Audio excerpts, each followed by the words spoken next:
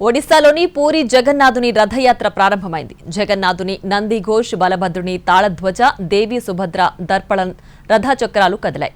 ఈ రథయాత్రలో భక్తులు లక్షలాదిగా తరలివచ్చారు. ఇసుకేస్తే రాలనంత జనం రథయాత్రలో పాల్గొన్నారు. పండగగా ఈ రథయాత్ర సాగుతోంది.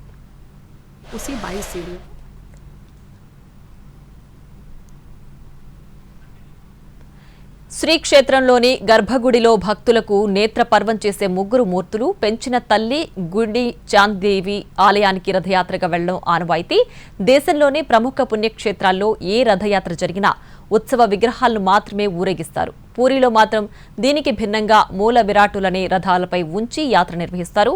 ఈ వేడుక వైభవంగా జరుగుతోంది. జగన్నాథుడు, బలభద్రుడు, సుభద్రాదేవి చక్రరథాలపై ఊరేగుతున్నారు. భద్రత కోసం 275 ఏఐ కెమెరాలు, డ్రోన్లు వినియోగిస్తున్నారు.